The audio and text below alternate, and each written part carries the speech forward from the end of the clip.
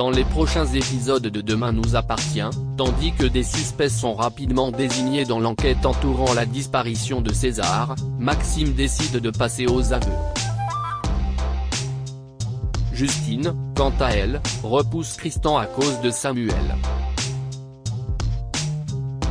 Capture d'écran TF1. Attention, les paragraphes qui suivent contiennent des spoilers sur les épisodes de Demain nous appartient diffusés ce vendredi sur TF1 entre 18h45 et 19h20, exceptionnellement, suite à la déprogrammation de jeudi. Si vous ne voulez rien savoir, passez votre chemin.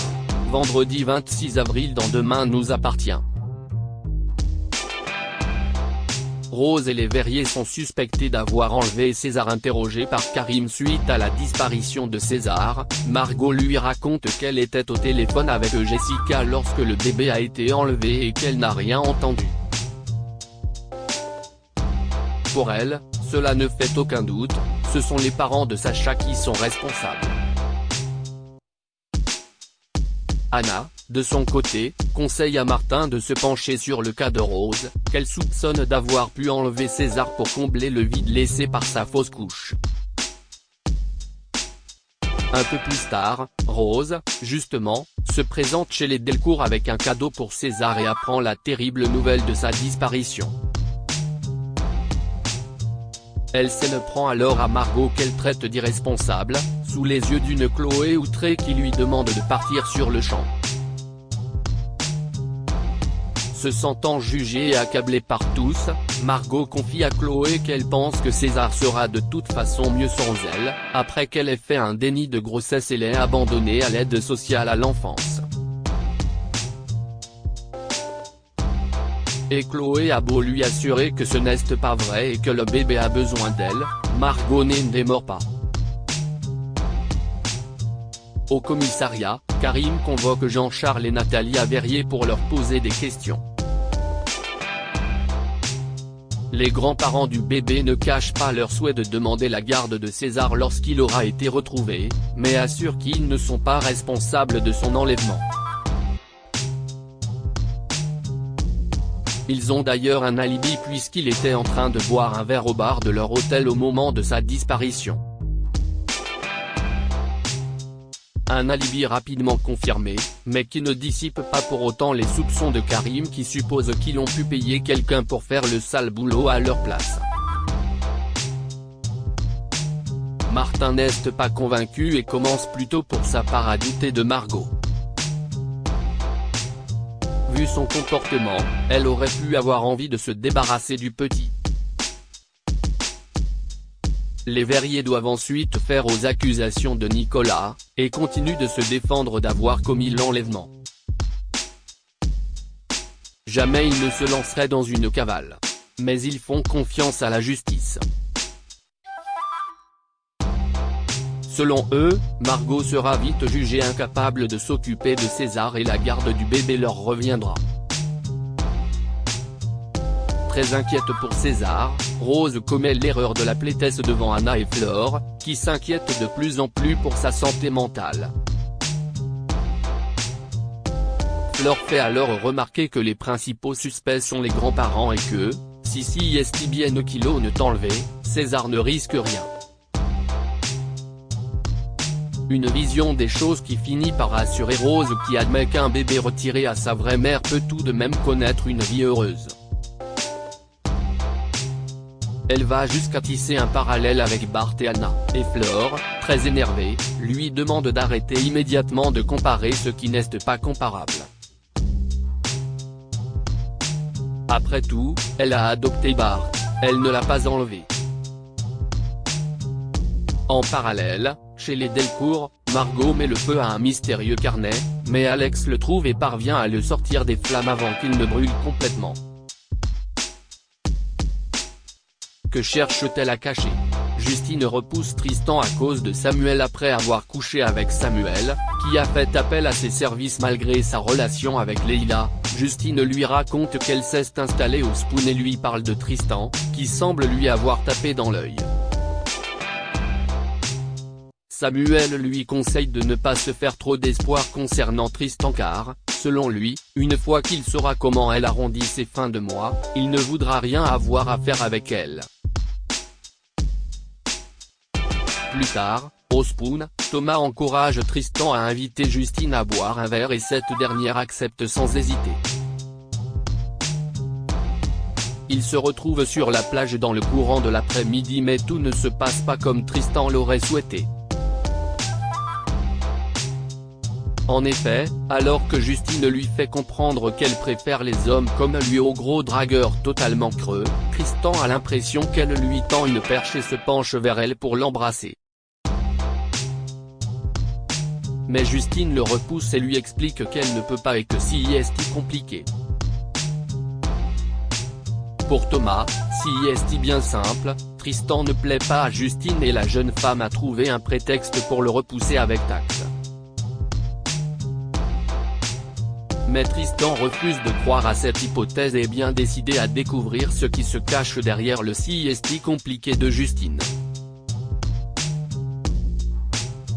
Maxime passe enfin aux aveux au réveil, Clémentine confie à Maxime quelle scène veut.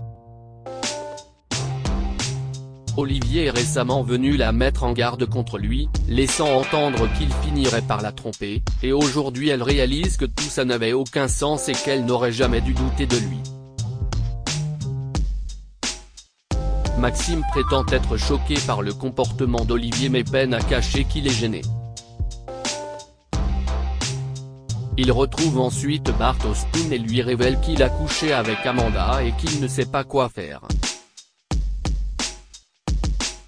Bart ne revient pas et conseille à son ami d'en parler à Clémentine.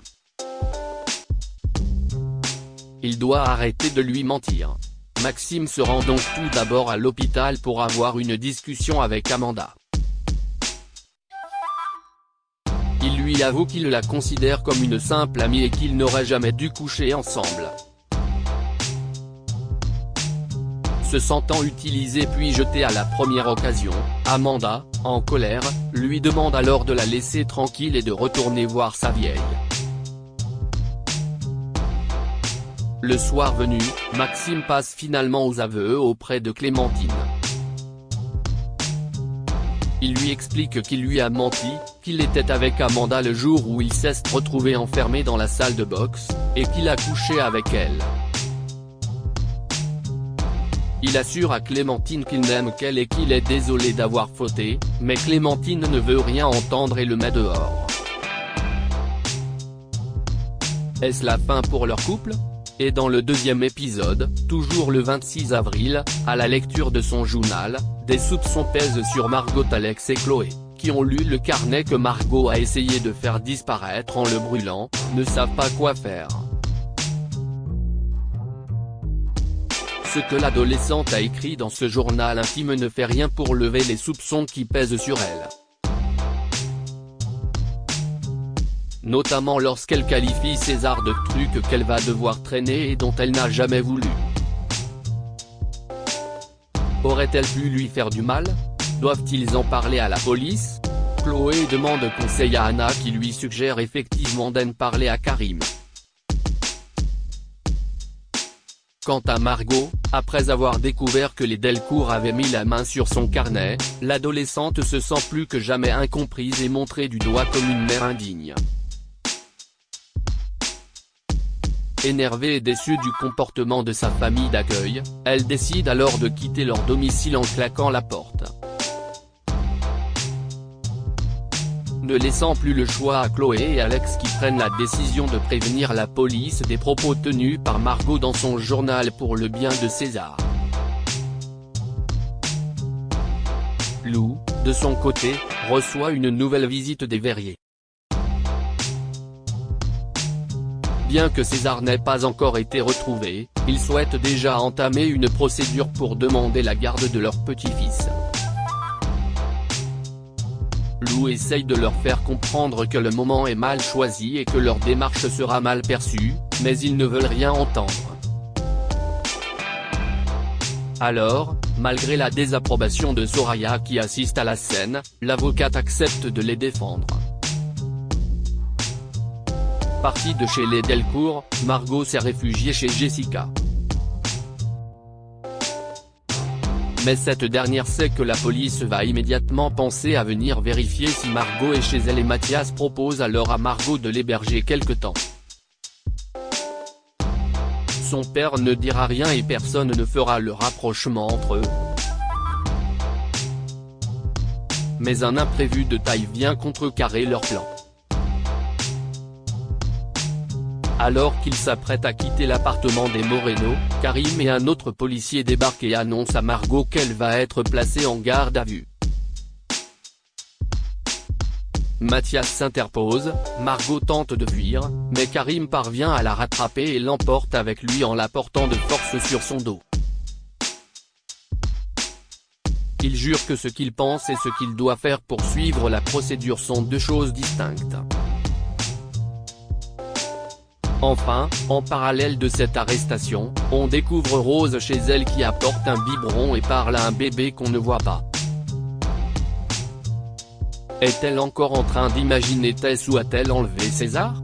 Justine se sent fliquée par Tristan devant le Spoon. Gwen aperçoit Justine en compagnie d'un homme qu'elle fait monter dans sa chambre et se persuade qu'elle est en couple et que cela explique pourquoi elle a rejeté Tristan. Elle en parle à Thomas qui lui conseille de mettre Tristan au courant afin de lui éviter de se prendre une deuxième râteau lorsqu'il retournera à la charge. Un peu plus tard, Tristan se rend à la boutique où travaille Justine et pose tout un tas de questions à la jeune femme. Il lui demande notamment si elle a récemment reçu des clients dans sa chambre pour établir leur thème astral et Justine se sent fliquée. Elle ne manque alors pas de lui rappeler qu'elle loue simplement une chambre au Spoon, qu'ils ne sont pas ensemble, et qu'elle ne lui doit rien. En fin de journée, elle finit par annoncer à Tristan qu'elle va partir et qu'elle rendra sa chambre au plus tard dimanche. Tristan comprend que si est de sa faute et s'excuse. Il voulait simplement savoir si elle voyait quelqu'un mais admet qu'il aurait dû lui poser la question directement. Il lui explique qu'il ne sait pas s'y prendre lorsque quelqu'un lui plaît et qu'il la trouve intelligente, fine, et spéciale. Touchée, Justine accepte alors finalement de rester au Spoon et Tristan jure qu'il ne la fliquera plus. Clémentine confronte Amanda au sujet de son aventure avec Maxime. Maxime s'est installé provisoirement chez Bart et n'a pas eu de nouvelles de Clémentine depuis leur dispute de la veille. Il avoue à Bart qu'il regrette un peu d'avoir dit la vérité à Clémentine car sans cela ils seraient encore ensemble, mais qu'en même temps il ne pouvait plus mentir et que cela lui a fait du bien. Il a toutefois l'impression que tout le monde souffre à cause de lui. À l'hôpital, Clémentine croise Amanda et s'en prend à elle, en l'accusant d'avoir cherché à séduire Maxime.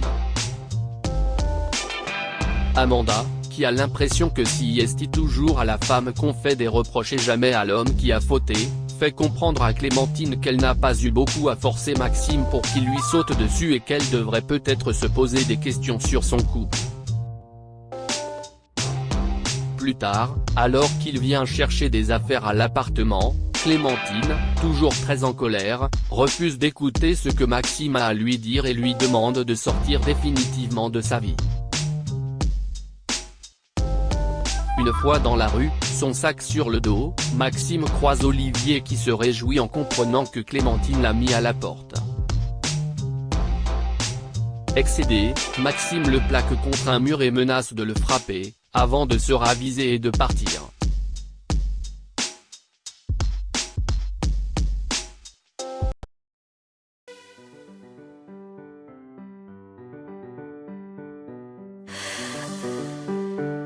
나